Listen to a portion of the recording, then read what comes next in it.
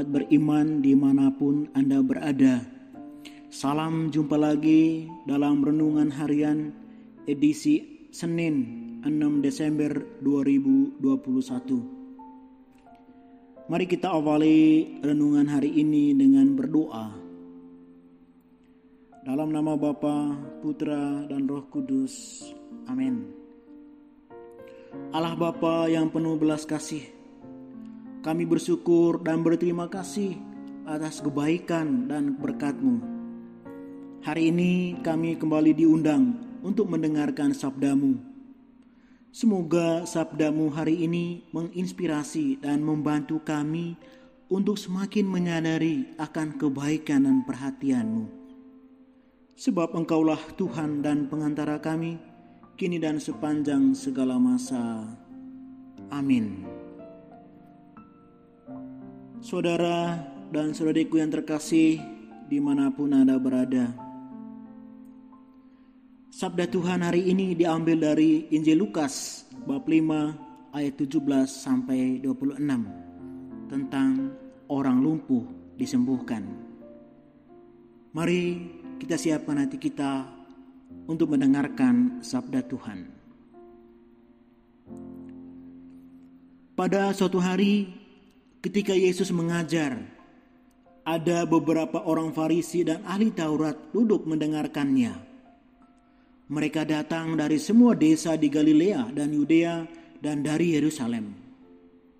Kuasa Tuhan menyertai dia sehingga ia dapat menyembuhkan orang sakit. Lalu datanglah beberapa orang mengusung seorang lumpuh di atas tempat tidur. Mereka berusaha membawa dia masuk dan meletakkannya di hadapan Yesus. Karena mereka tidak dapat membawanya masuk berhubung dengan banyaknya orang di situ, naiklah mereka ke atap rumah, lalu membongkar atap itu dan menurunkan orang itu dengan tempat tidurnya ke tengah-tengah orang banyak tepat di depan Yesus. Ketika Yesus melihat iman mereka, berkatalah ia, "Hai saudara, dosamu sudah diampuni." Tetapi ahli-ahli Taurat dan orang-orang Farisi berpikir dalam hatinya, "Siapakah orang yang menghujat Allah ini? Siapa yang dapat mengampuni dosa selain daripada Allah sendiri?"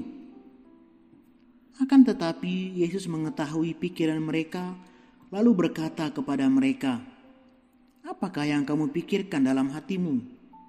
Manakah lebih mudah, mengatakan dosamu sudah diampuni, atau mengatakan bangunlah dan berjalanlah? Tetapi supaya kamu tahu bahwa di dunia ini anak manusia berkuasa mengampuni dosa."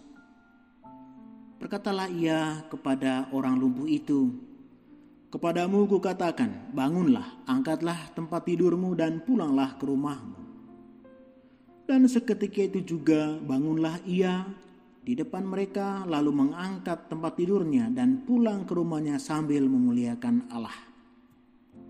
Semua orang itu takjub lalu memuliakan Allah, dan mereka sangat takut, katanya, "Hari ini kami telah menyaksikan hal-hal yang sangat mengherankan."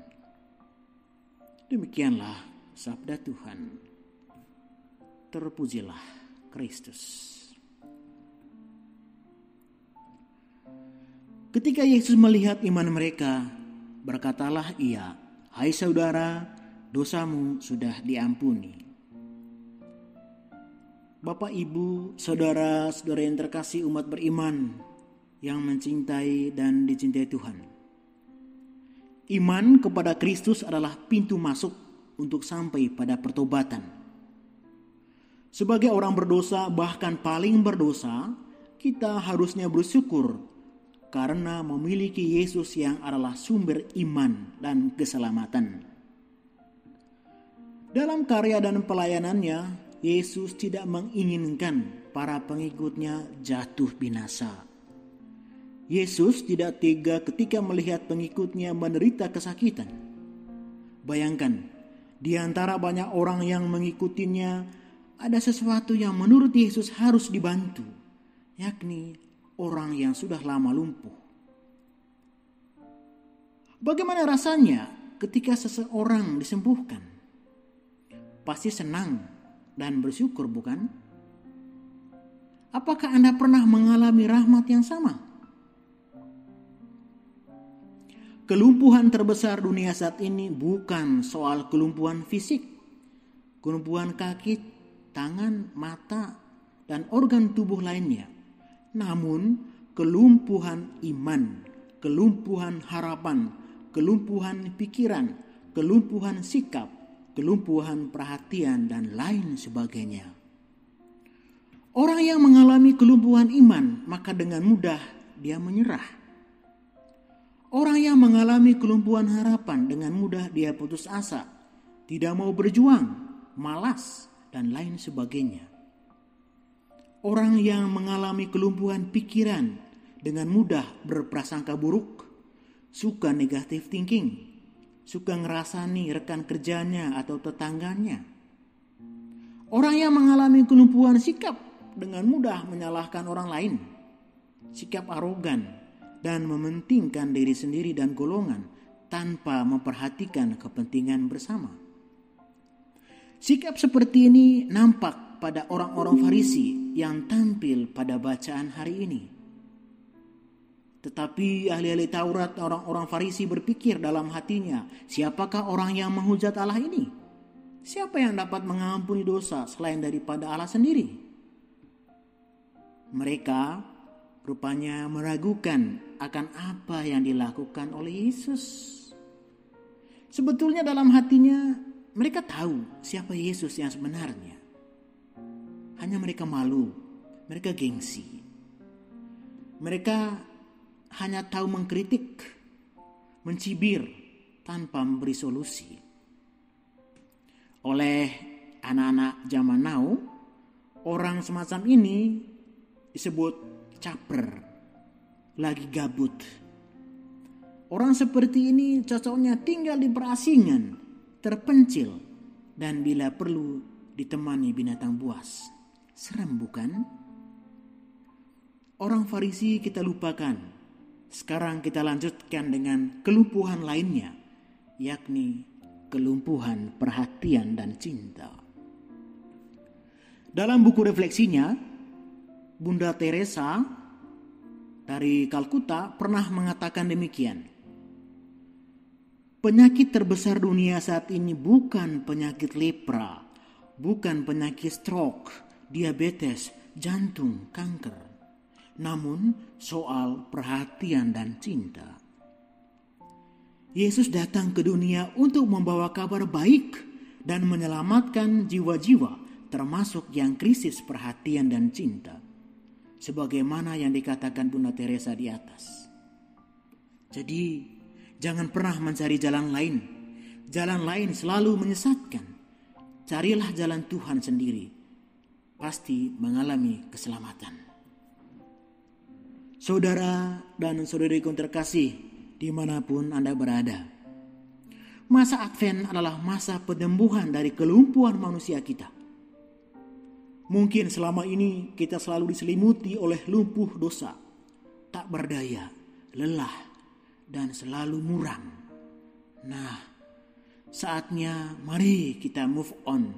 Saatnya kita bangun dan berjuang untuk mencapai rahmat keselamatan dan pengampunan darinya.